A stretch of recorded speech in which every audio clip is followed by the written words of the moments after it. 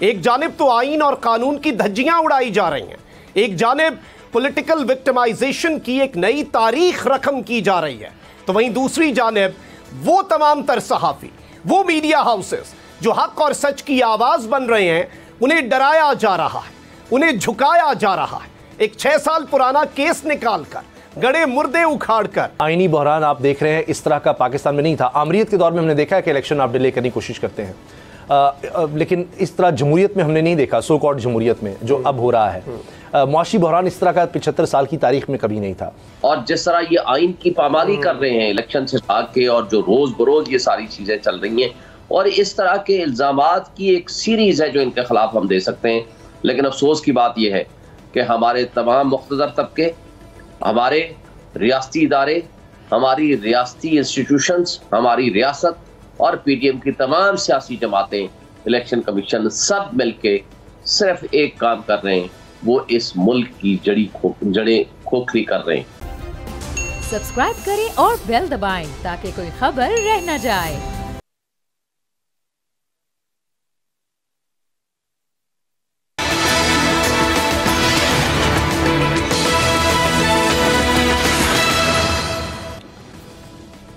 देना पड़े कुछ भी हर जाना, सच ही लिखते जाना, मत घबराना मत डर जाना, सच ही लिखते जाना।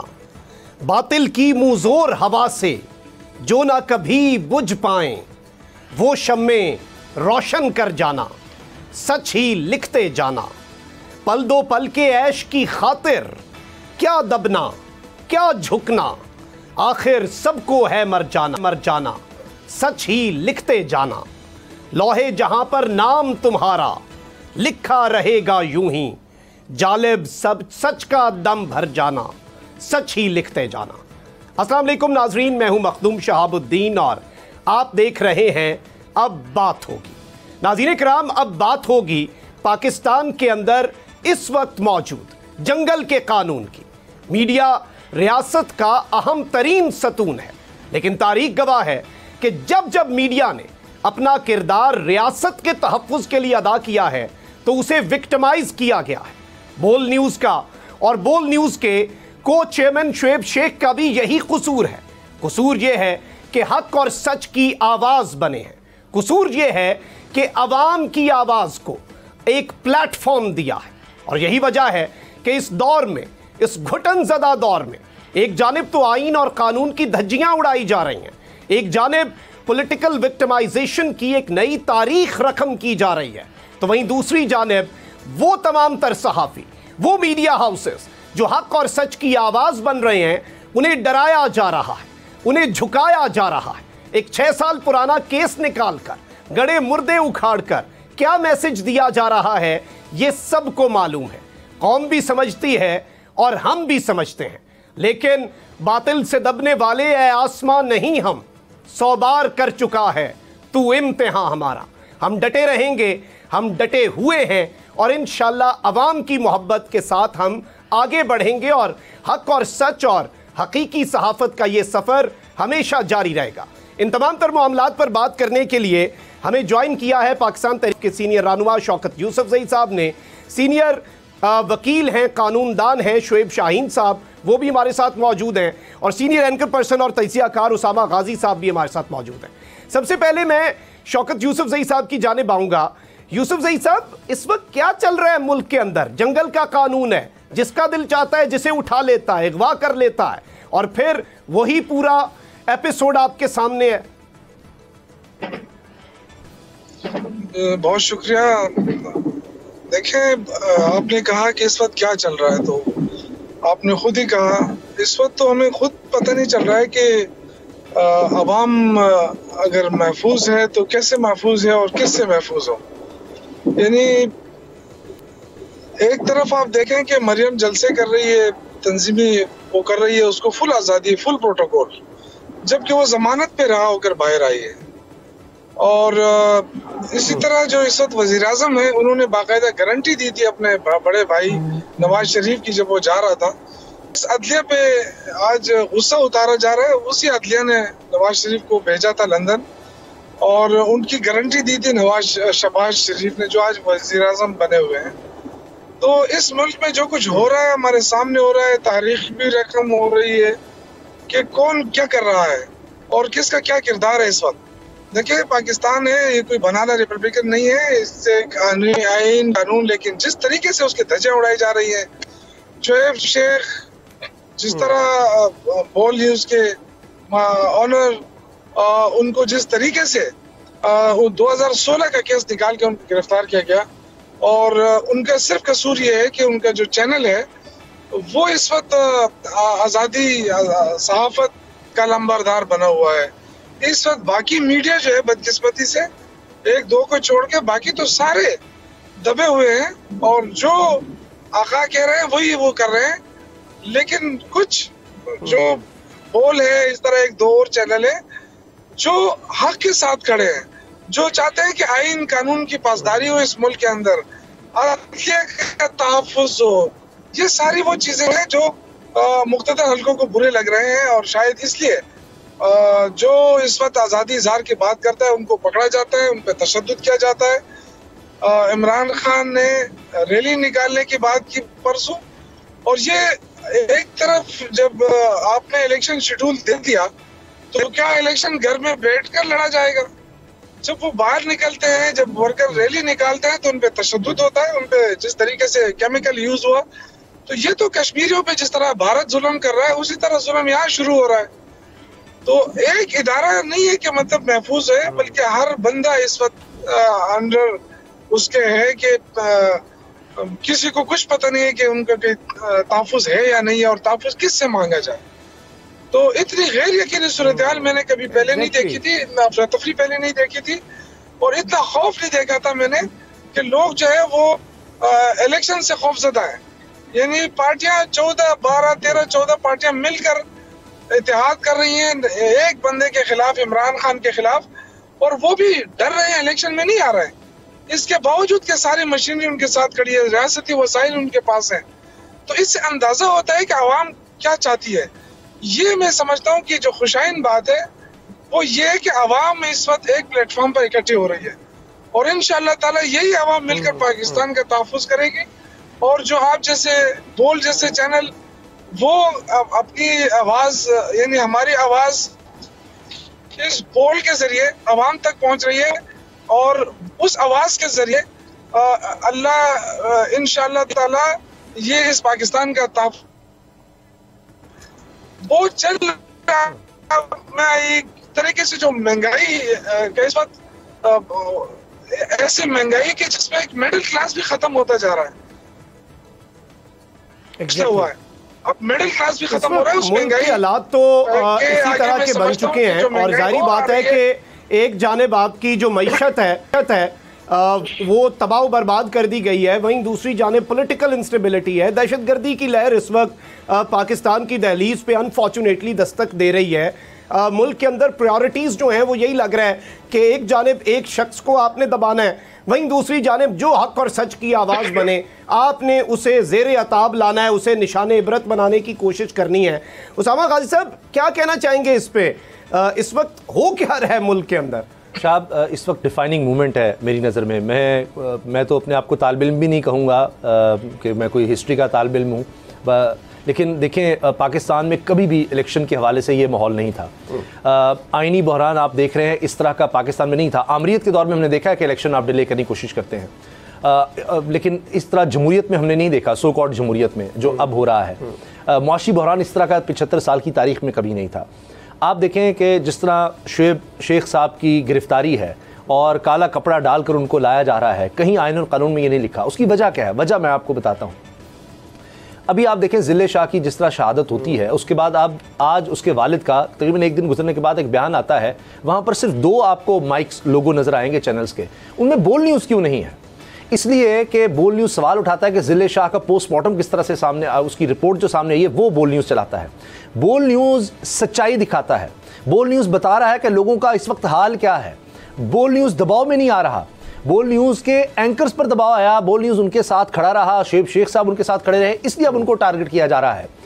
और सिंध हाई कोर्ट से वो केस ही खत्म हो गया, बरी हो गए, खुद पता लगा कि ये बिल्कुल बोगस केस था, लेकिन उसके बावजूद गिरफ्तारी है। अब ये डिफाइनिंग मूवमेंट है मुल्क में, बिल्कुल उस तरह जिस तरह आपने देखा कि उस डॉक्टर को हटा दिया गया जिसने वो रिपोर्ट बनाई कि जी इस वक्त ही आया था, वो पुलिस की बात क्यों नहीं मानी आपने। तो अब एक तरफ आप देखें कि अवाम है, उनकी एक सोच है, एक तरफ ये आप इसको माफिया कहें पाकिस्तान में जो एक इशराफिया है जिस तरह से चलता रहा निज़ाम, एक तरफ वो है जो अब इलेक्शंस नहीं चाहते।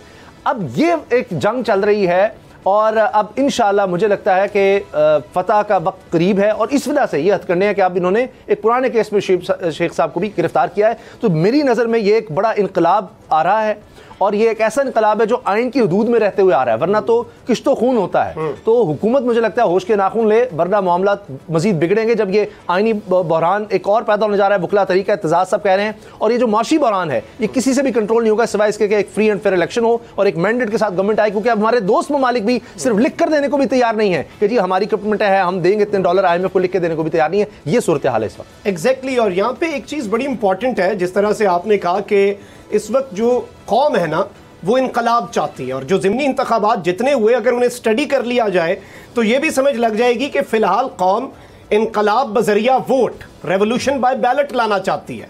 अब इनकलाब तो अपना रास्ता बनाता है, अब आप इनकलाब बजरिया वोट के आगे कंटेनर लगा के बंद कर देंगे तो फिर वो लोग दूसरी तरफ जाएंगे और वो मुल्क के लिए नहीं ठीक, वो कभी नहीं होना चाहिए। हमारे प्यारे पाकिस्तान में इस तरह की चीज़ें नहीं होनी चाहिए।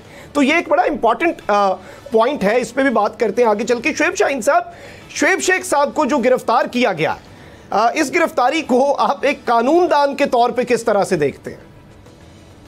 देखें, पहली बात तो ये है कि ये बदतरीन किस्म की आप यूँ कहें कि मेलाफाइडली और worst kind of human rights violation है।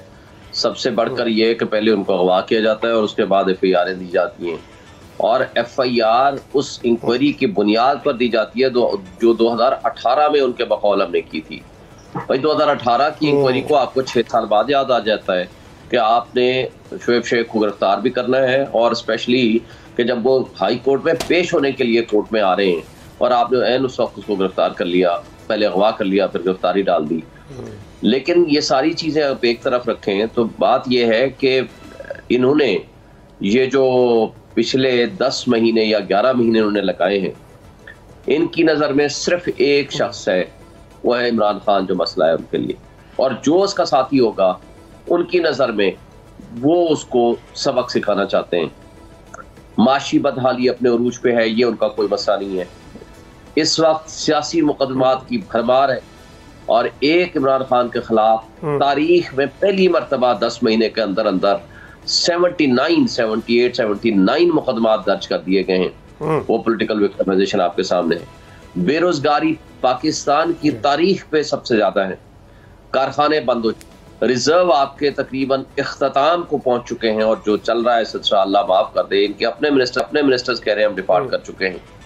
और जो कंटेनर्स हैं कराची में भरमार लगी हुई है उनकी, और उनको LC खोलने के लिए पैसे नहीं है, जिसकी वजह से वो टर्मिनल ऊपर आपके पड़ रहा है। महंगाई तारीख की सबसे ज्यादा बुलंद तरीन सतह पे इस वक्त पहुंच चुकी है और इन्होंने नैब कवानीन खत्म करके, अमेंडमेंट करके, करप्शन केसेस का खुद खात्मा करा के अपने आप को बेनिफिशियरी बना लिया। फिर अपने आप को ECL से अपने नाम निकलवा ले और सारे केसेस और ECL से नाम निकलवा के अपने आप को बरी जिम्मा कर दिए। रियासती इदारों को इमरान खान और उनका जो साथ देने वाले हैं, जो हक सच का साथ देने वाले हैं, उनको बदतरीन तरीके से इस्तेमाल किया।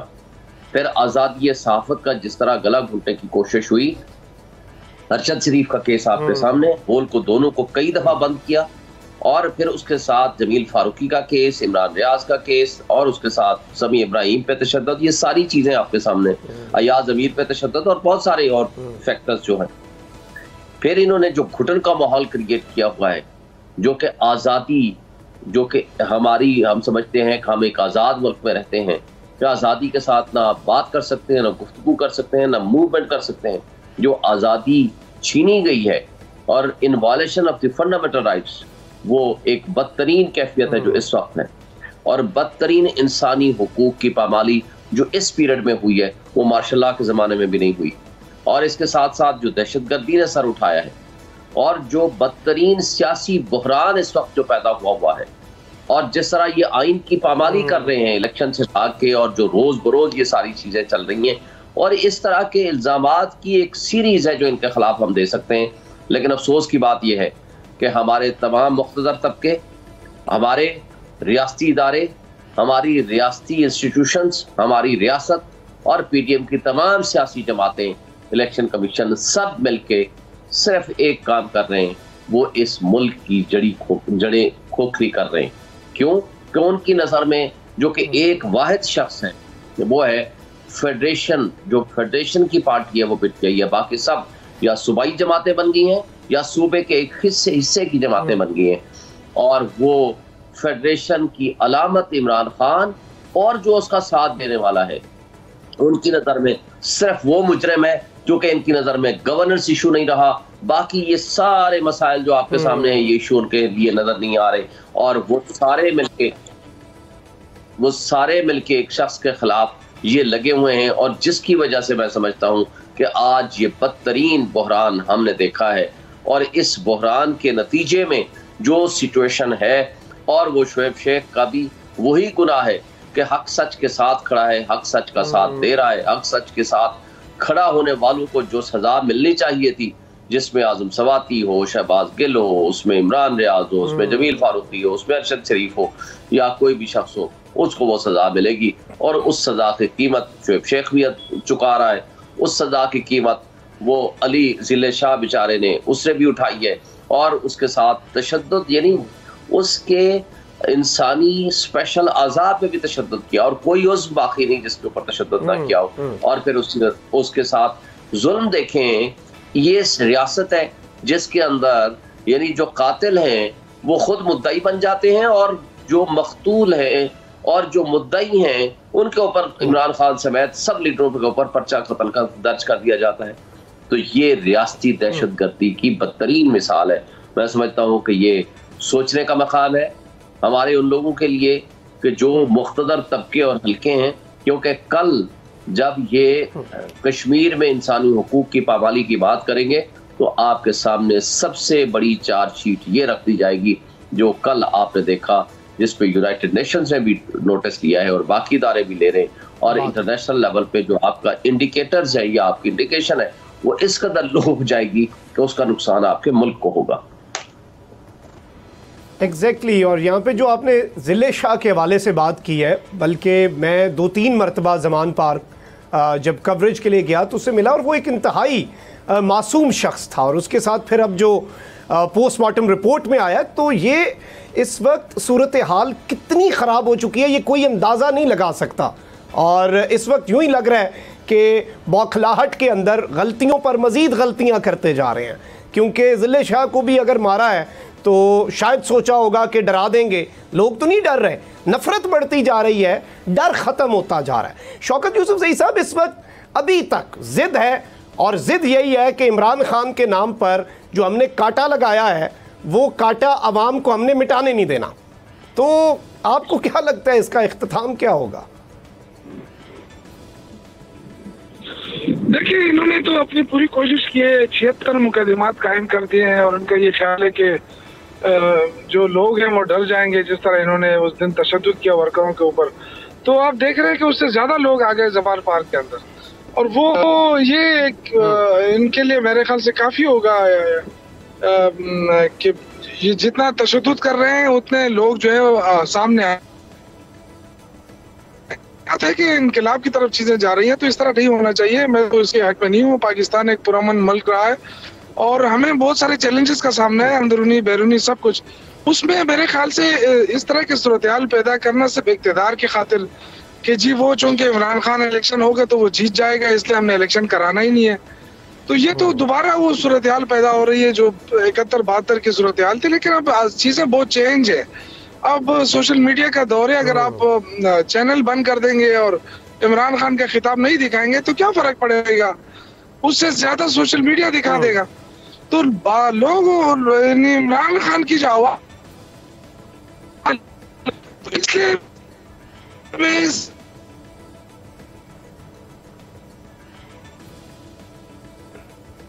कोशिश कर रहे हैं। सही हो गया। शौकत यूसुफज़ई साहब से राब्ता बहाल करने की कोशिश करते हैं। उसामा गाजी साहब, इस वक्त क्या आपको लग रहा है? देखें, ये तो ज़िद तो है और ज़िद बड़ी पक्की है, और कैलकुलेशंस मिसकैलकुलेशंस में कन्वर्ट हो रही हैं, एडवेंचर्स मिस एडवेंचर्स में कन्वर्ट हो रही हैं पिछले तकरीबन 1 साल से, फिर भी जिद है। बड़ी ज़बरदस्त आपने बात की है। आपने तो एक जुमले में सारा ये जो पिछले 11-12 माह गुजरे हैं वो पिरो दिए हैं। अभी ये जो ज़िले शाह की शहादत है और इसके वालिद साहब का आप देखें कि चैनल्स पर जो चलाया जा रहा है वो क्लिप, किस तरह से इनको गायब किया गया और ख़दशात थे। और अब वो वीडियो क्लिप आप देखें कि एक बाप कह रहा है कि जी मैंने तो देखा ही कुछ नहीं, तो मुझे क्या पता। अभी मैं कहता हूँ जी शुक्र करें कि वो वालिद ये नहीं कह रहा कि मैंने ही मार डाला अपने बच्चे को, क्योंकि अगर उसको भी मार देते, इसकी जो बाकी औलाद बच गई है वो ज़िले शाह के बहन भाई या उसकी वालिदा जिसकी गोद उजड़ गई, उसको भी मार देते, किसने पूछना है, उनका ये ख्याल है। लेकिन अब ये सब बदलने वाला है। मैं आपसे अर्ज़ कर रहा हूँ, बिल्कुल आपने सही बात कही। आप पिछले 11 महीनों को देख लें। अभी हम ये देख लेते हैं सिर्फ ज़िले शाह की शहादत का, शामुद कुरैशी साहब इसी जगह पर जिस सीट पर मैं बैठा हूँ यहाँ पर मौजूद थे जब ये गिरफ्तार किया गया शुभ शेख साहब को, तो स्पेशल ट्रांसमिशन में उन्होंने बताया कि इमरान खान को गिरफ्तार करने का पूरा प्लान था, इतनी ज़्यादा पुलिस फोर्स आई हुई थी, ये सारा प्लान था। लेकिन फिर ये दिखाना था कि ये लोग डर के इधर उधर हो जाएंगे और उसमें ये तशद्दुद की एक वजह इसको पकड़ के ले गए और सारा किया। लेकिन जब इसकी शहादत हो गई तो वो शहादत के बाद इनको लगा कि अब कैसे इसको मैनेज करें, क्या करें, और फौरन से फिर हॉस्पिटल ले गए, क्या हुआ वो सब। इसी तरह जिस तरह आप कह रहे हैं ना जी बलूचिस्तान ले जाना था, आज आप देखिए बलूचिस्तान हाई कोर्ट से फैसला आ जाता है कि वो जो वारंट गिरफ्तारी वहां से जी पुलिस आ गई है उसने ले जाना है, वो मुअत्तल हो गए वो सारा केस। अब ये चीजें हो रही हैं, ये एक सोच चलाते हैं, एक चाल चलते हैं, वो उल्टी पड़ती है। हमने मुसलसल तमाम केसेस में देखा है। पहले कहते थे हाई कोर्ट में पेश होते, इमरान खान साहब लाहौर हाई कोर्ट गए आपने मनाजिर देख लिए, इस्लामाबाद हाई कोर्ट गए आपने मनाजिर देख लिए, और इसी तरह से चाहे ये बोल न्यूज़ का मामला हो, आप देखिए इमरान रियाज पर केसेस हुए, समी साहब को किस तरह थ्रेट आए, आप जमील फारूकी को देख लें, जितने भी हैं। तो उसके बाद क्या हुआ कि ये लोग एक्सपोज ज्यादा हुए, अवाम में शऊर ज्यादा हुआ और ये प्रेशर बिल्ड होता चला जा रहा है। और ये मैं आपको बता रहा हूं कि आप लोगों से बात करें, आप जाकर लोगों से बात भी करते हैं, देखते हैं, कोई भी जाकर, जितना शऊर इस वक्त है, जितना लोगों में गम गुस्सा इस वक्त है, कभी आपने देखा कि किसी पॉलिटिकल वर्कर के लिए पूरी कौम छोड़ दें पार्टी को, छोड़ दें कि किससे उसका ताल्लुक है, इस तरह खड़ी हो, लोग रो रहे हैं आज भी 2 दिन से ज़िले शाह के लिए। तो एक मूवमेंट बनती चली जा रही है। और बिल्कुल ये एक बहुत, मैं समझता हूं कि ये एक आप कह लें कि हिस्टोरिक मोमेंट्स हैं, और जिस तरह से आपने आगाज़ में भी कहा कि डिफाइनिंग मोमेंट्स हैं, और ये अब पूरी आने वाली जो पाकिस्तान की तारीख़ है उसकी समत का तयन भी करेंगे। एक ब्रेक लेना है, ब्रेक के बाद शौकत यूसुफजई साहब, शोएब शाहीन साहब और उसामा गाजी साहब के साथ गुफ्तगू के सिलसिले को आगे बढ़ाएंगे। स्टे विद अस।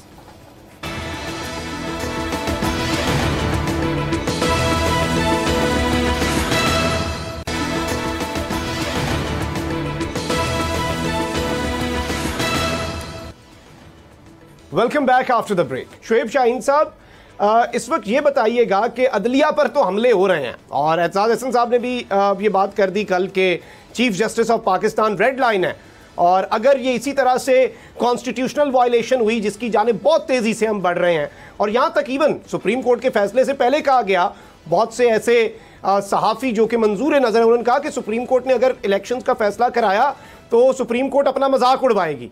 तो आपको लगता है कि इतनी आसानी से सुप्रीम कोर्ट का और कॉन्स्टिट्यूशन ऑफ पाकिस्तान का मजाक उड़ाया जा सकता है? देखिए, पाकिस्तान के आइन का मजाक तो उड़ाया जा रहा है। जो ये कहते हैं कि हम 90 डेज में इलेक्शन नहीं कराएंगे, तो ज़ियाउल हक के मार्शल्लाह और आज के जो हालात है उसमें क्या फ़र्क है। ज़ियाउल हक ने भी यही कहा था कि 90 दिन में इलेक्शन करा दूंगा, 11 साल उसने नहीं इलेक्शन कराए, और अगर कराए तो एक दफ़ा वो भी लूले लंगड़े से गैर जमाती इलेक्शन। अगर यही तर्ज अमल इन्होंने चलाना है और ये इन्होंने आइन को नहीं अमल दरामद करना, तो मजाक तो आइन का भी है, मजाक तो अदलिया का भी है। और ये अब अदलिया का इम्तिहान है कि वो किस तरह अपने फैसलों पे अमल दरामद कराते हैं। देखें, आइन हमारा एक सोशल कॉन्ट्रैक्ट है between the state and the individuals, और इसके ऊपर खुदा न खास्ता जिस दिन अमल ना हुआ, और अगर इसकी एक लिहाज से मुअत्तली हो गई, और अगर हमने इसको ना माना, जो कि बहुत सारे इश्यूज पे हम नहीं मान रहे और हमारे रियासती इदारे नहीं मान रहे, और इंसानी हुकूक के वायलेशन आपके सामने नजर आ रही है, लेकिन अगर एक्सप्रेसली इस अंदाज में इलेक्शन को भी मुलतवी कर दिया गया और इलेक्शन भी ना हुए, तो फिर मेरा ख्याल है कि पाकिस्तान के बका का सवाल शुरू हो जाएगा। मेरा नहीं ख्याल कि ये कोई अफोर्ड कर सकेगा, और खुदा न खास्ता कोई इस तरफ मुल्क चल पड़े। मेरा ख्याल है इनको इलेक्शन कराने पड़ेंगे। सुप्रीम कोर्ट का फैसला है, सुप्रीम कोर्ट का फैसला भी ना हो, ये आइन का फैसला है, तो आइन के फैसले के तहत ये सब पाबंद है इलेक्शन कराने के, और 30 अप्रैल को इंशाल्लाह इलेक्शन होगा पंजाब में।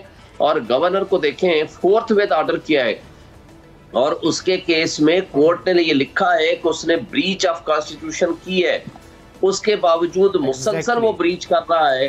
पिछले 15 दिन 10 दिन हो चुके हैं और अभी तक उसने कोई डेट नहीं दी। आईन कहता है, पाबंद करता है कि आप डेट दें। सुप्रीम कोर्ट की जजमेंट ने पाबंद कर दिया है कि 4th विद फौरी तौर पर आप डेट दें।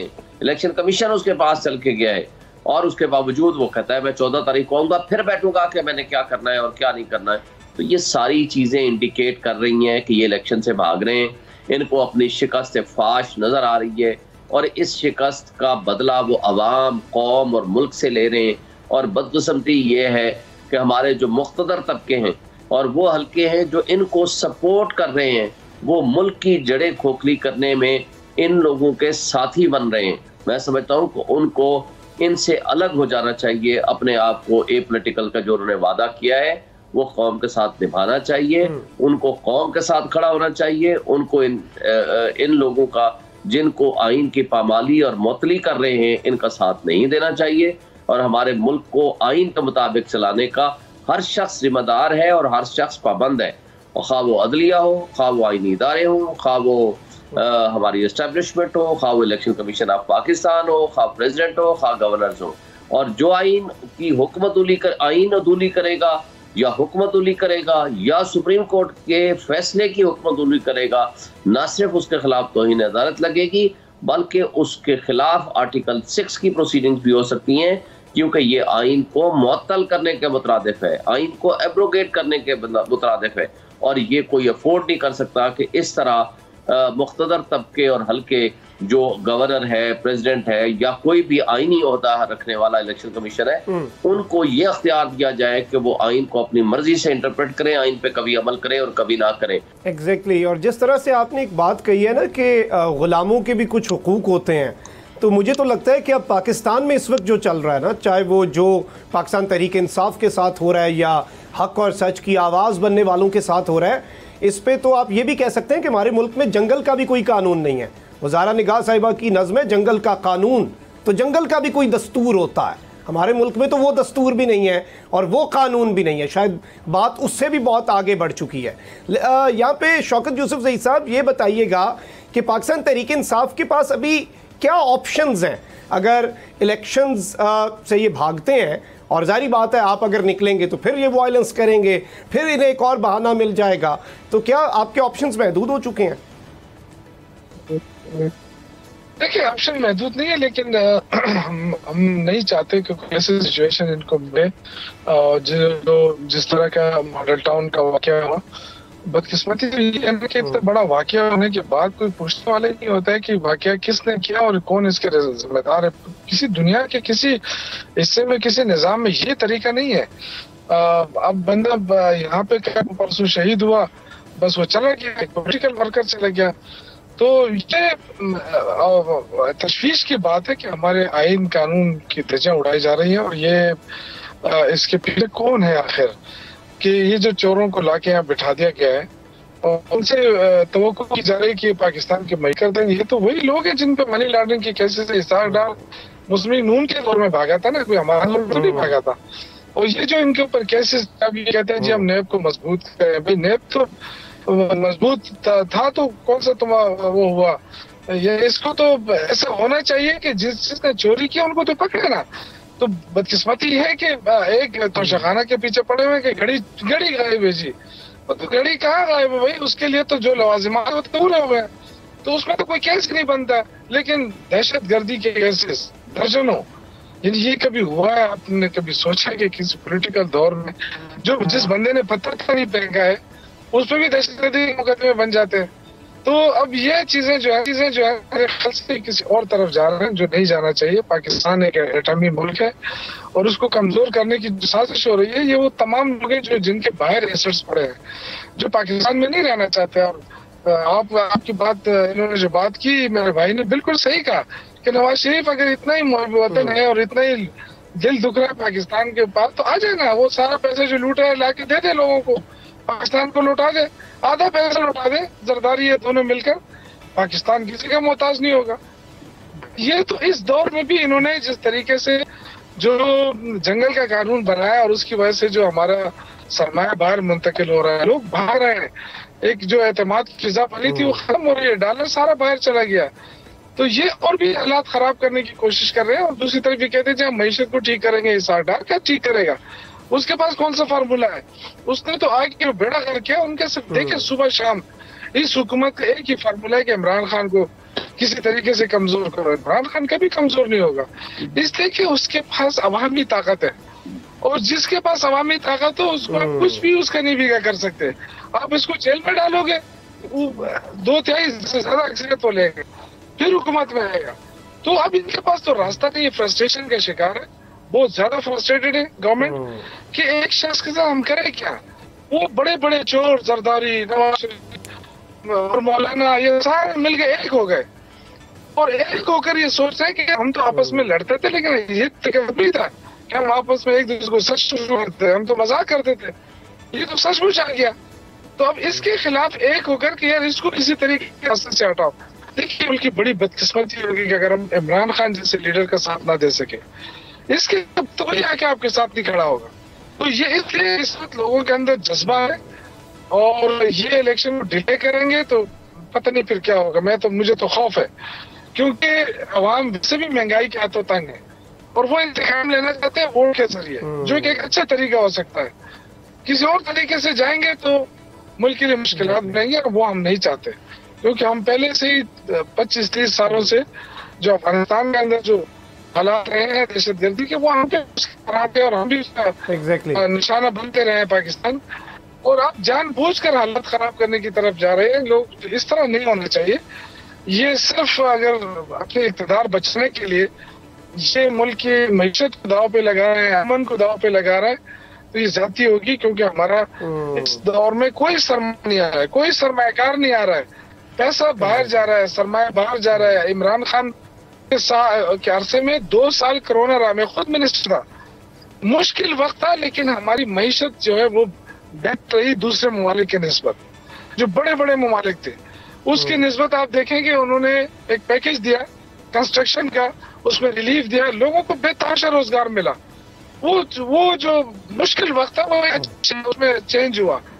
तो अगर हम वो 2 साल पीरियड देखें, फिर उस साथ के हालात देखें, तो इमरान खान ने तो बहुत बड़ी कामयाबी हासिल की। अगर ये कोरोना ना होता तो फिर तो बहुत ही हालात और अच्छे होते। हमारी एक्सपोर्ट ठीक हो गई थी, आज हमारे कारखाने बंद हो रहे हैं। जी बिजली नहीं है, तो बिजली आपने कब बनाई है?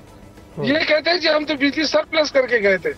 तो अगर बिजली सरप्लस थी तो किसी शहर ने खा लिए, तो वो तो बिजली देखे उस जो कुछ मिल रही थी वो भी खत्म हो गई। अब हमारे खैबर पख्तूनख्वा के अंदर इतनी लोड शेडिंग कभी हमने नहीं देखी जो आज शुरू है। तो बिजली कहाँ चली गई? कारखाने तो बंद है, कारखानों को तो आप छोड़ ही नहीं रहे। जब कारखानों को नहीं छोड़ रहे हैं, लोगों को रोजगार आप खत्म कर रहे हैं, बिजली महंगी कर रहे हैं, पेट्रोल महंगा हो रहा है, तो इससे जो महंगाई का जो नया तूफान आया है, जो बेचारे लोग आम आदमी मर रहा है, तो वो तो फिर यही आवाज उठाएगा ना। वो तो फिर इमरान की सब की जाएगा कि ये सारे चोर हैं, ये तो नहीं इनको ठीक कर सकते, और ना ही इनको ठीक करने के इनकी कोई नियत है। ये तो सारे लूट मार करने आए हैं। वरना देखें कि एक प्राइम मिनिस्टर जिसके खिलाफ फाइनल 1100 अरब का वो इक़्तिदार में आए, अपना सबसे पहले वो केस हटाता है, उस पर कोई बात ही नहीं करता। कोई क्यों नहीं करता? इसे कोई पूछे ना कि 1100 अरब रुपए एक पहले महीने में कैसे खत्म हो गए भाई? तो अब एक तो कहते हैं कि हम मुल्क के वफादार हैं, बिल्कुल। इस वक्त जो हालात हैं उनका जितना रोना रोया जाए ना इस वक्त हालात का, मैं समझता हूँ उतना कम है। और इस वक्त मुल्क के साथ जो खिलवाड़ चल रहा है और बुरे तरीके से, यूं लग रहा है कि या तो कोई रिवेंज लिया जा रहा है, बदला लिया जा रहा है पाकिस्तान की आवाम से, पाकिस्तान से, रियासत पाकिस्तान से, क्योंकि हर चीज़ ही, कोई चीज़ अनफॉर्चुनेटली अच्छे साइड पे जाते हुए नज़र नहीं आ रही। उसामा गाजी साहब, होना क्या है? मुल्क तो बिल्कुल इस वक्त कसर कोई नहीं छोड़ी तबाह करने की। इसमें कोई शक नहीं। लेकिन देखिए, पाकिस्तान की जो आला अदलिया है, supreme court, chief justice of Pakistan, अब उम्मीद की वाहिद किरण हमें चीफ जस्टिस ऑफ पाकिस्तान या सुप्रीम कोर्ट नजर आ रही है, और इसी से इनको डर है। इसलिए सुप्रीम कोर्ट को तकसीम करने की कोशिश कर रहे हैं, इसलिए ये बार बार बहाने तलाश कर रहे हैं कि हम किसी तरह इधर उधर निकल सकें। इसलिए चाहते थे कि असम्बलियाँ तहलील ना हो, कि उनको पता था कि हम सब चीज़ों को मैनेज कर चुके हैं। ये हर इदारे को, जिस तरह आपने देखा ना, पंजाब पुलिस से टॉर्चर करवा लो, ये सब करवा लो, ये हर इदारे को इसी तरह बनाना चाहते हैं। इनसे सुप्रीम कोर्ट नहीं कंट्रोल हो रही, ये मसला है। और ये माजी में भी करते रहे माफिया की तरह। फिर वो आपको पता है, सजाद अली शाह वाला सारा मामला, ब्रीफ केस का मामला उसी जज के हवाले से कर दो, तो ये वो हमले कर रहे हैं। लेकिन मुझे उम्मीद है इंशाल्लाह, क्योंकि अगर मैनेज होना होता ना इनसे, तो फिर ये हमलों की जरूरत नहीं थी। फिर मरियम साहब को जलसों में जाकर जजेस के तस्वीर चलाकर, पाकिस्तान की तारीख में काम कभी नहीं हुआ, नाम ले लेकर और उनको जनाब गैंग ऑफ फलां और ये सब करने की जरूरत नहीं थी। इनसे वो चीज नहीं मैनेज हो रही। एक तो अवाम का दबाव है ही है, क्योंकि इलेक्शन से भागने का और मतलब है, इलेक्शन हमारी रियासत और अवाम के दरमियान एक मुआहदा है कि ये आपका हक आपको मिलेगा हर 5 साल के बाद। ये उससे भाग रहे हैं, अवाम के फैसले से भाग रहे हैं और सुप्रीम कोर्ट से भाग रहे हैं। तो अवाम के फैसले की तरफ सुप्रीम कोर्ट इंशाल्लाह लेकर जाएगी, हमारी पूरी उम्मीद है। और जो भी हो, जिस फ्री एंड फेयर इलेक्शन हो, जिसकी हुकूमत बनती है, ताकि पाकिस्तान के जो अब मसाइल हो चुके हैं, इकोनॉमिक मसाइल, सियासी मसाइल, आईनी मसाइल, इनका वाहिद हल फ्री एंड फेयर इलेक्शन है। एग्जैक्टली, इस वक्त एक ही हल है, और एक स्टेबल पॉलिटिकल गवर्नमेंट जो कि अवाम लाए, फिर वो मुश्किल फैसले भी करे तो अवाम उनके पीछे डट के खड़ी हो कम अज कम। शुएब शाहीन साहब, क्लोजिंग रिमार्क्स आपसे लेना चाहूंगा। इस वक्त हल आपको क्या नजर आ रहा है? अनफॉर्चुनेटली मायूसी बहुत है और हम जितना रोना रोएं कम है। देखिए, हल है सिर्फ और सिर्फ इलेक्शंस, ताकि इलेक्शंस के साथ अनसर्टेनिटी खत्म होगी, इलेक्शंस के साथ नई गवर्नमेंट आएगी, नई 5 साल का एक मैंडेट लेकर आएगी, जिसमें पॉलिटिकल अनस्टेबिलिटी खत्म होगी, जिसमें कंटिन्यूएशन ऑफ पॉलिसीज जो है वो एक लोगों का एक ट्रस्ट होगा, ताकि ये जो पॉलिसी बना रहे हैं इसकी कंटिन्यूटी होगी। और फिर उस कंटिन्यूएशन ऑफ पॉलिसीज के साथ साथ जो ओवरसीज हैं उनका ट्रस्ट आएगा, जो सरमायाकार हैं उनका ट्रस्ट आएगा, पब्लिक एट लार्ज यहाँ वापस आएगी जो पैसा सरमाया इधर से लेकर गए हुए हैं। फिर फॉरेन नेशनल्स भी, फॉरेन कंट्रीज भी उस मुल्क के साथ बात करेंगे जिसके पास कोई मैंडेट होगा। इनके पास तो मैंडेट ही नहीं है। इनको पता है बाहर की दुनिया को कि इनके पास तो मैंडेट नहीं है, और जिस तरह मैंडेट चुरा कर ये बैठे हुए हैं और उस अंदाज में इनके साथ कोई बात करने को तैयार नहीं है, और इनकी जो हरकतें हैं वो उसको मजीद कंफर्म कर रही हैं कि इनकी ना इनमें अहलियत है, ना इनको सलाहियत है। मुझे तो कुछ और लगता है कि ये जानबूझकर ना इनमें अहलियत है, ना सलाहियत है, और ये लग रहा है शुएब शाहीन साहब कि ना इनकी नीयत है। कोशिश भी नज़र नहीं आ रही। कोशिशें सारी इनकी यही हैं कि या तो पॉलिटिकल विक्टिमाइजेशन कर ली जाए, या फिर अगर कोई हक और सच की आवाज़ बन रहा है, कोई सच बोल रहा है सबज़दा माहौल में, उसे पाबंदे सलासल कर दिया जाए, उसे टॉर्चर कर लिया जाए, उसे तंग कर लिया जाए, या फिर यह है कि अपने केसेस माफ़ करा लिए जाएँ। उसके अलावा इनकी कोई प्रायोरिटी इस वक्त नज़र नहीं आ रही। हमारे तमाम तर गेस्ट शौकत यूसुफजई साहब, शुएब शाहीन साहब और उसामा गाजी साहब का शुक्रिया। मखदूम साहब को इजाज़त। अल्लाह निगहबान। पाकिस्तान जिंदाबाद।